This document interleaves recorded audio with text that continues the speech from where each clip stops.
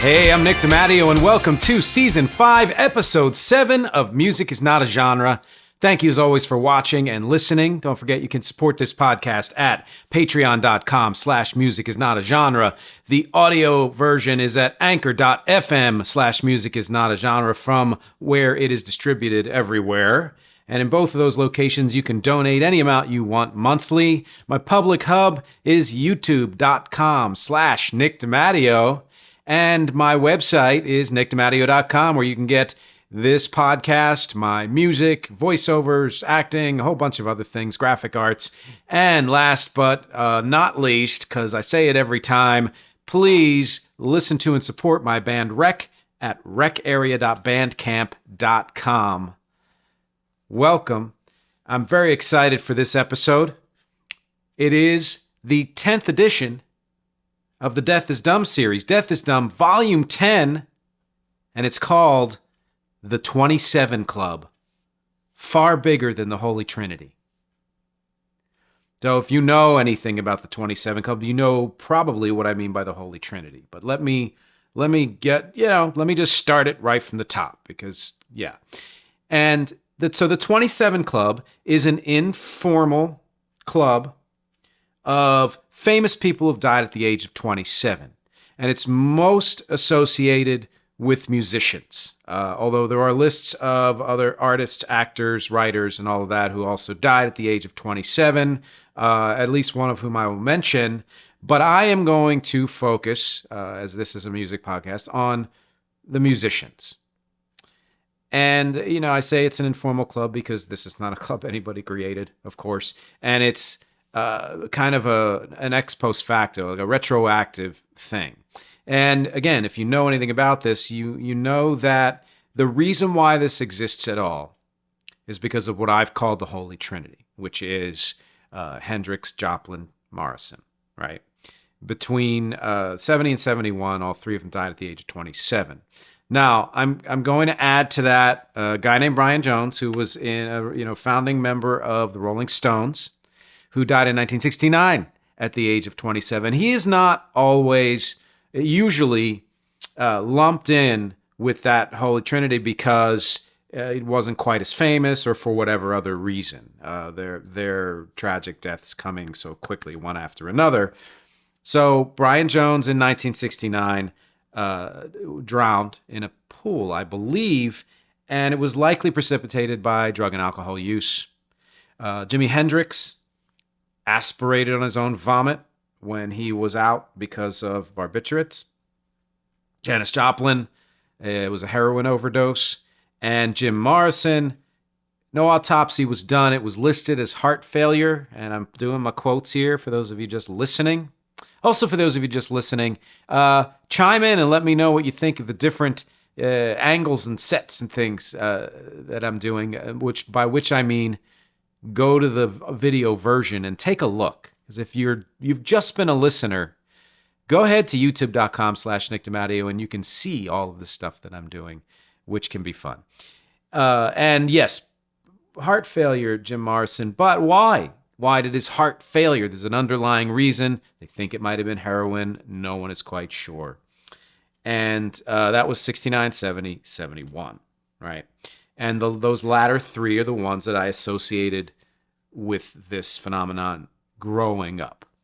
It's what everyone heard growing up.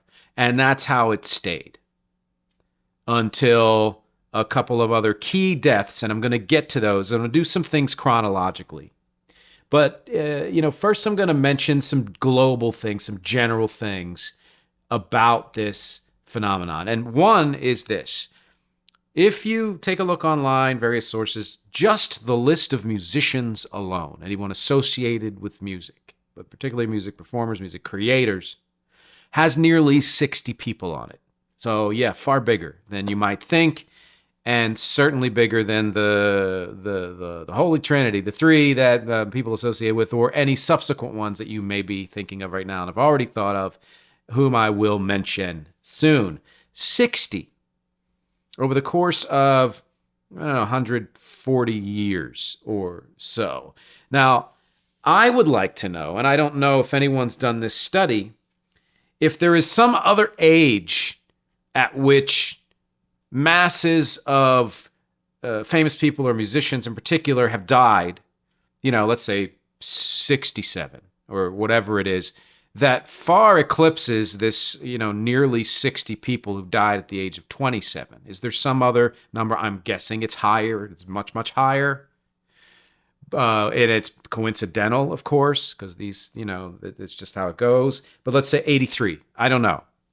If anybody knows that or can do a study of that, you'd be insane to do it yourself unless you were getting funded. And hello, I would do it if I was getting funded, and please keep that in mind. But that would be an interesting thing to find out because, yes, in some ways, the 27 death is more tragic because it's younger. Of course, anything younger than that or anywhere around that age. But all deaths in some way are tragic, especially when they're unexpected. Now, the first known, I'm not going to mention all, I think there were 57 people. Correct me if I'm wrong, just musicians who have died, mostly men, but some women. And I'll go over some other demographic stuff later. I don't want to mention all of them. Some of them I'd never heard of and was glad to learn about, But I'm going to pick some key ones here. And the first one is this guy named Alexander Levy, who died in 1892 as a Brazilian composer, pianist, and conductor. He's the first known music artist to have died at the age of 27. Now, that could mean, again, I'm sure there were plenty of music people who died pre-1892 at the age of 27. But as far as recorded deaths in, the era when this was being recorded and in the countries in which deaths were being recorded, blah, blah, blah, all these caveats, I'm sure, especially in Europe and in several other, areas around the world, you could go back hundreds of years and have enough records to get a sense of this. But this guy, Alexander Levy, was the first known musician to have died at the age of 27. Then, a few decades, bunch of other people, again, hadn't really heard of them or they're, not, germane to this conversation. But damn, Robert Johnson, the Titanic bluesman, died at the age of 27 in 1938. Which, two interesting things. One, that's freaking young. And I mean, yeah, of course, that's why we're talking about this. But you think of Robert Johnson, you think of a grizzled bluesman, and I guess that's the stereotype. And when you listen to the records, you hear just a lot of, wisdom and lived-in experience. And of course, the experiences he had. 27, though, I just had no idea, right? And the second interesting thing is he was actually then born 2 years after my grandmother was born, which is kind of crazy to think about. She was born in 1909. Then there's another one on this list, Basquiat, Jean-Michel Basquiat, who is best known as an artist, a visual artist. But he had a band called Gray, so because he was multi-talented and had a band, put him on the list. And he died in 1988 at the age of 27. Okay. Now, a lot of years passed between them. You had the Brian Jones and the Holy Trinity between Robert Johnson and Basquiat. You had a ton of other people, again, whose names I won't mention. There was not a prevalence in any one kind of music. You might think, oh, rock and roll, or oh, punk or metal, or later on we'll talk about hip hop, or there was blues, there's jazz, there's doo-wop, there's classical, all runs the range, country. There wasn't one kind of music, which to me goes towards some things I've said in other Death is Dumb episodes, which is that just because a type of music seems like it would be more angsty or more depressing or harder or whatever else you want to say about it, doesn't mean that the people making it are all depressed drug addicts who are going to kill themselves. That's just it's a myth. And I think that's borne out by this list here because it's spread out over all kinds of music, pop music, like, everything, Latin music, all of it, right? So you have this range of years in which I'm not going over all the people who died in there. during that time, from like 71 on, again, it was those three famous, Hendrix, Joplin, and Morrison. And then anyone else who died at the age of 27, they weren't really lumped in there. They weren't mentioned, et cetera, et cetera. They might not have had that level of fame, whatever you want to call it. And then what happened? If you know what I'm getting at, you've been waiting for me to say this. And that is, in 1994, Kurt Cobain died at the age of 27. And I mentioned this in the Nirvana episode, but I remember hearing about it on WDRE radio station, my favorite station out of Philly, which is no longer in existence. It was the alt rock station that just had an eclectic mix, et cetera, et cetera. And that's how I found out. And I found out of the attempted or almost death of Kurt Cobain a little while before then as well. And so it just came as almost a double shock, because he thought, oh, he dodged a bullet, no pun intended, and then didn't. And that's very sad. But my first thought was the tragedy and the shock and, the places Nirvana was going to go, which then, of course, the Foo Fighters took a lot of that mantle on. Another death is dumb there recently.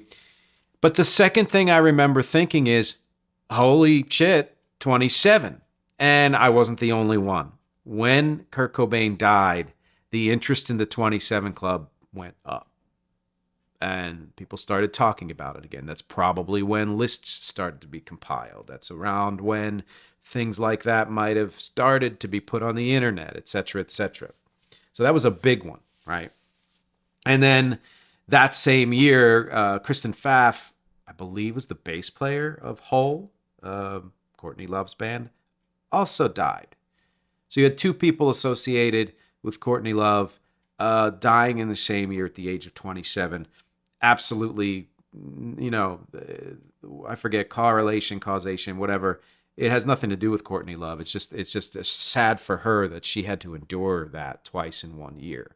Now, starting in the mid-90s, all of a sudden, you see a lot of hip-hop people dying at the age of 27. And this brings up 2 points, right? So the first point is the point I made before, which is, do not let this make you think that hip-hop has a prevalence of anything more than in any other type of music, whether it's violence or violent lyrics or drugs or depressed people or people killing themselves or dying horrible deaths or whatever it is. No. Disabuse yourself of that notion, number one. Number two, and this I think is more important, is that there are way too many African American people on this list of, 60 odd people who died, music people who died at the age of 27. They're almost all men. I think there's one or two women. 16 out of 57. And so I did the math and also read up, etc. The United States population is made up of 13.6 African American people. 13.6% of the U.S. population is African American people, right? This list, 28.1% are African Americans, and that's more than double what the rate, as far as numbers go, should be. Not that any of this should happen, but you know what I'm saying. And that is not an uncommon thing when you are looking at demographic numbers, whether it has to do with prisons or failures in school and all of that. And that has to do, to me, with the failure of this country and of the system to adequately support people who have been oppressed for hundreds of years. And the pressure that any artist has to go through to make a living is ridiculous. A friend of mine and I were talking about the UBI, the Universal Basic Income, which I mentioned in a way in the episode I did The Hives last season, and how Sweden, grants that to some artists, etc. And there are other countries that do that. We don't do that. Do we do that for anybody, really? I mean, I guess you could say, Social Security is an attempt at that, or Medicaid, or not Medicaid, I'm sorry, or, things like workers' comp or unemployment or anything else, that any government assistance, but that's all seen as handouts and not just as the right to live, right?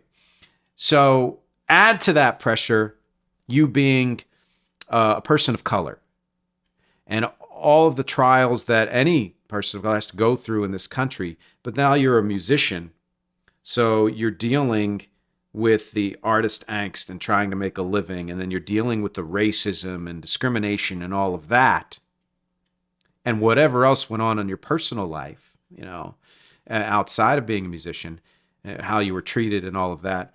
You can imagine why the pressures of that would get to any musician, and whether you're famous or and have made it, and there's a pressure there, or have been struggling your whole life and never quite got the success you wanted, and there's a different kind of pressure there. They can both cause anxiety, depression, etc., and can lead to self-medication, which I'll talk about a little bit later. Not too much later, actually, most at the end of this list. And that, again, is doubly and triply so for people whose entire lives feel that way, just struggle to live. So it makes a terrible kind of sense that there's a larger percentage of African-American people, and if you include the people of color, even more so. I want to say it's upwards of maybe half of the list, So I just thought that was worth mentioning because I, see it pops out again and again across different subjects in this country. Of those 16 African-American people who died at the age of 27, the musicians, again, ran the range of music. Blues artists, jazz, doo-wop, some rock, hip-hop. No one particular style, right? So, again, don't associate negativity with any particular style of music. It doesn't work that way. And in fact, if you've seen my recent Podfast and you heard me talk about Ozzy and Ozzy's new album, you'll see a correlation there. Anyway, so then Kurt Cobain. And then people kind of, made lists, whatever, stopped talking about the 27 Club, or maybe started looking for other people more so than they had pre-Kurt Cobain. But nothing else jumped out until who? And again, if you know anything about this club, you were probably waiting for me to say this too. 17 years after Kurt Cobain died, Amy Winehouse dies at the age of 27 in 2011. And again, the interest skyrockets. And I believe that, I don't know when the term 27 Club was coined and became like a thing in the zeitgeist, but I feel like if it had been coined prior, sure, but it was solidified just 1,000%, 100% when Amy Winehouse died. And then, of course, over the next, decade or so, more people died at the age of 27. And I say people in general, not just musicians, because I want to mention one more, and that is in 2016, Anton Yelchin, the actor who played Chekhov in the new Star Trek movies and had so many other excellent roles for such a young actor, died at the age of 27, I think crushed by his SUV, his residence or something like that. And just surprising and shocking and tragic and unnecessary and very sad for so many reasons, which leads to the next part of this podcast.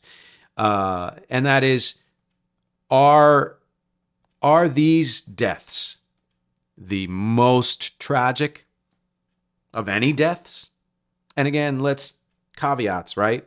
Let's qualify and say musicians, because we're talking about musicians, and musicians who are well known, because I'm sure there are plenty of complete unknown musicians who died at the age of 27.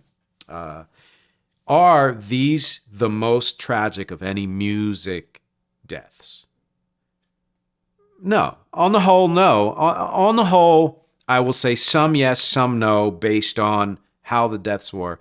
I will say yeah, because all of them are tragic, but dying at one age as opposed to another doesn't, to me, make it more tragic. And yes, and I know what you're thinking, because I hear you out there.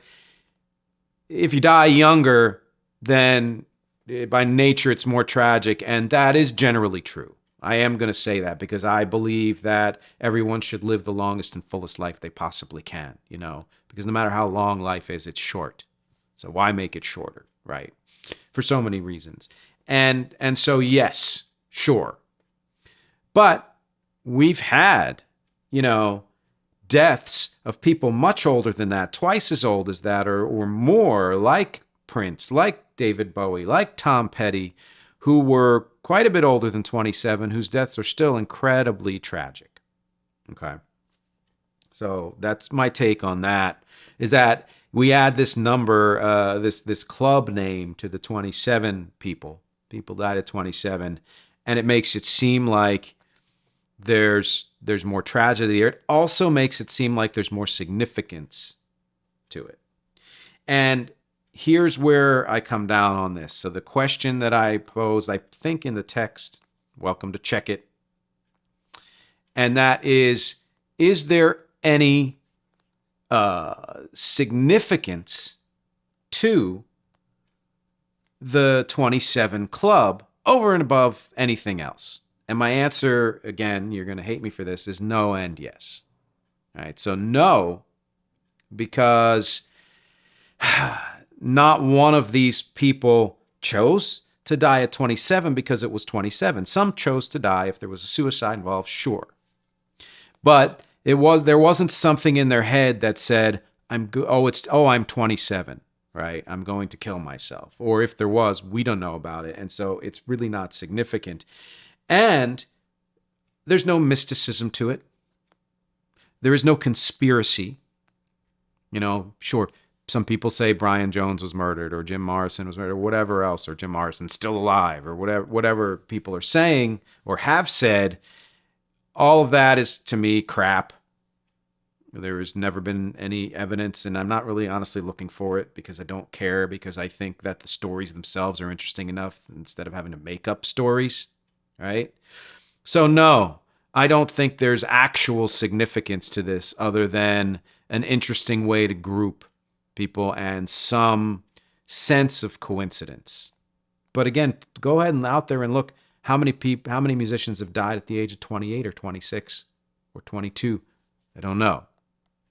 Do any come close to that? Because to me, even if it's not 57, if it's 48, then it kind of diminishes the idea that 27 has any significance whatsoever. But I will say on the yes side that there is significance, because it shows how mental illness, depression, or anxiety, or whatever other forms of emotional and mental illness, coupled with societal neglect or neglect from loved ones or people around you, or abuse people around you, whether it's family or industry people, or however you want to say it, and the pressures of, again, success and trying to repeat that success and maintain that success. We see how it killed Elvis, etc. And he's on my mind because of that freaking movie. Or the pressures, again, of failure, which in some ways for some people, it can be easier because they're afraid of success. And I understand that feeling, but failure in terms of what's your self-worth?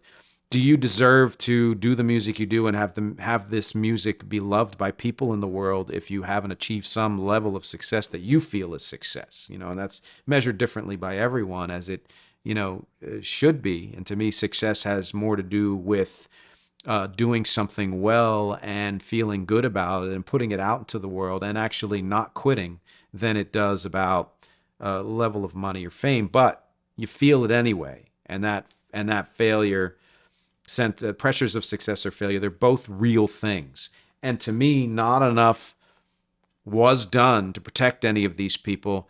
And even though more is done now, and especially since the pandemic, more people have been talking about mental illness and anxiety and depression and ways to help with that, there's still really not enough done. And so people to this day, and I'm sure until, thousands of years from now and prior, self-medicate with drugs and alcohol and many other, things. And the thing is this: no one substance is good or bad. They are all neutral in my mind. as a substance. Alcohol is not evil. Drugs of any kind are not evil. If they are administered against someone's will, it's not the drug that's evil, it's the person who's doing an evil act. If that person themselves chooses, whether consciously or subconsciously, to overdo any of those substances, again, it's not the substance that's bad, it's how the substance is being used. That's a bad thing. So people who either cannot afford healthcare or prescription drugs, or even let's go beyond that and say therapy, treatment. And I think everyone should see a therapist the way everyone sees a regular doctor. Because even if you don't think, you're depressed or anxious, everybody has issues, and it's worth sorting them out because A, it helps your mental and emotional health, but mental and emotional health affect your physical health too. It's connected, believe me, I've felt it. And so those self-medicating substances get demonized over and above prescription drugs. When, let's face it, and we know this in the modern culture, especially in the last 10 years, things like oxy and fentanyl can be abused as badly as any street substance or over-the-counter substance, or wherever you get it, in a bar, you get it in a weed store, which to me, that's the least, honestly. Name on one hand the number of people who've died of weed overdose or anything like that, or weed-related anything. But other drugs, heroin especially, they are seen, people who die from that are seen as lesser in some ways than people who die like Prince, like Tom Petty, like Michael Jackson, of fentanyl or oxy or one of those prescription drugs, because there was a doctor administering it, and they are prescriptions, so they're sanctioned and all of this, whether or not they work better or do what they're supposed to do or don't have other side effects the way non-prescription drugs have side effects. And the sadness there is, in most these cases, it was either the person just struggling to try to just survive and live and feel good, or a doctor overdoing their power and their expertise, quote unquote, and abusing it to the result of killing that person. So I find that it's worth talking about the 27 Club just in the context of that, because depression peaks. It often peaks in the 20s, age 18 to 29. And I'll give you a little history, and not much because, the public forum, but I'll give you some history. And that is, I have suffered on some level from anxiety and depression my whole life. And it hit me the hardest when I was, holy crap, when I was 27. That is freaking weird. I just realized that. You say, so yeah, because I'm pinpointing the year and the time of that year. It was before my birthday, because my birthday's at near the end of the year. I was 27 when my brain blew open and I just sank into depression and anxiety. And that's when I started therapy. I eventually found a medication and all of that. And I've kind of been off and on all those things my whole life. And I've never been that bad again. But I've struggled with it here and there based on just internal workings and life circumstances, And so I can attest that 18 to 29, right? And I've heard that before, where your brain, it gets to a certain developmental stage, and your emotions, and then that place in your life where you've finished school and are trying to make your way in the world and figure out what the hell that even means, and so many other pressures and things, and people who have children at that younger age and are struggling to deal with both kids and a career, or not having a career, or whatever the situation might be. But really also biochemically, I think all these factors contribute to the fact that that's the peak of depression, anxiety is 18 to 29. So I think there is a significance there. And why aren't we doing preventive medicine rather than, dealing with the fallout?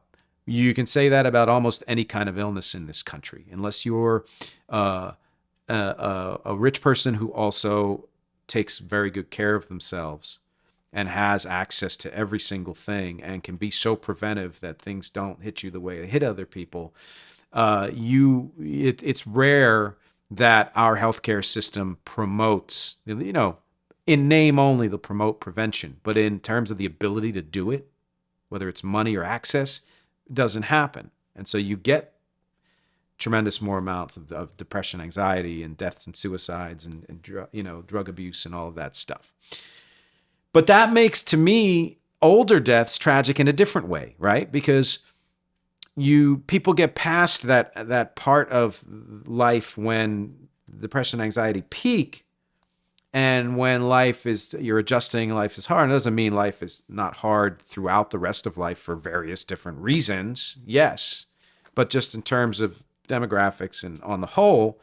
So you feel like, Lane Staley and Chris Cornell, and I'll even throw Robin Williams in there, Chester Bennington, passed through the difficult periods of their lives, and you want to be like, oh, they're gonna, they're turning into elder statesmen, or they're already elder statesmen, and they're finding places in their lives that are more comfortable, and they're more comfortable with themselves, and you just want to feel that sense of, phew, relief. That's that they're past that, and then bam, right in the face, right? You had Staley in his 30s, and Cornell, I think, was in his early 50s or late 40s. I cannot remember exactly, and I did do a Death is Dumb on that. Robin Williams in his early 60s, Chester Bennington early 40s, and it gets you, because these are people who also, in many ways, talked about their struggle and went through periods of recovery and all of that, or inactivity of whatever it was that was dogging them. So you had hope. And it's a very common story. Philip Seymour Hoffman, all of that. But it doesn't matter. The commonality doesn't take away from the fact that that's a different kind of tragedy, and in some ways more shocking. Because even though the world was rocked when, Kurt Cobain died, people knew how troubled he was, and he was in the midst of those troubles. So there was maybe one level of shock that he didn't exist in the world anymore. But then there's another level of, I understand. And with these people, some people might say, I understand, because the trajectory of depression and anxiety, like I said, ebbs and flows in a lot of ways. And there is a second peak at the ages 45 to 64, which is a large range, but it does kind of, illustrate that there are other periods in life that can be difficult. But it doesn't take away from the fact that you really thought that they were out of the woods, and so many of these people were out of the woods, and Cornell and Robin Williams in particular are in that 45 to 64 range. So I don't know. I just find it interesting to put this 27 Club in that context, which is, it's exciting and people love numbers, especially if you're into numerology and all that stuff.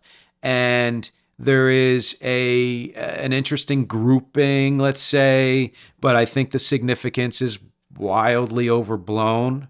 And it doesn't mean I don't also have fun with it. Or let's say some other famous person, especially a musician, dies at the age of 27, then I'm not going to be like, oh, there's another one. Sure. But some of the people who died at 27, like Cobain's death hit me hard. In general, and Anton Yelchin was a little haunting, it was haunting and sad. But in general, there were other people who died at many other ages whose deaths rocked me even more, which is kind of what the Death is Dumb series has been about anyway. I've mentioned, John Lennon, Prince, those people in particular, and even Scott Weiland and Adam Schlesinger, So I guess that, the conclusion is that death is freaking dumb and all of it's tragic. My parents are in their 80s. If they died now, it would be tragic. You know what? They die 10 years from now, it's going to be tragic. There's a certain level of when someone leaves this earth, it's just tragic. It's just tragic, period. And what else can you do about it? Now, let me get to the final portion of every podcast, and I'm going to admit that I completely blanked on this. I am coming up on some downtime and vacation time, so I'm recording some of these things all at once, and my thoroughness has kind of lagged, let's say. But you know that at the end of every podcast, or almost every episode of this, barring the interviews and such, I showcase one of my songs. I will tell you, I have not chosen the song yet. I'm going to choose it after I'm done recording this and add it to the edit. So I won't be able to tell you what the name of it is. But in a sense, that's kind of appropriate because this is the first Death is Dumb episode that involves more than one person. And even though I'm only going to tack one song in the end of this episode, in a sense, this episode involves much more than one song. Because I have written songs about death my entire adult existence, from when I was in my 20s straight up through till now. 3 More Minutes, which I think I showcased at some point, is one of those. Don't Say You Don't sort of is like one of those. The Same Way, which may be the pick. I don't know. You'll get to see soon. Another one that I had on a demo called Higher Ground Again. There's just even Some Things Happen, which I have certainly showcased. These have all been about death, and so many of the things that I have written have either alluded to it in passing or the entire song has been about that, because I think there is a significance to it. I guess it would be the answer there. So I leave it to you to judge and take a listen in just a few seconds to the song that I decide to pick that will be about death. And I will close with that and say thank you as always for listening and watching. My objectives here are music, conversation, and connection. And I will talk to you next week. I heard you talking.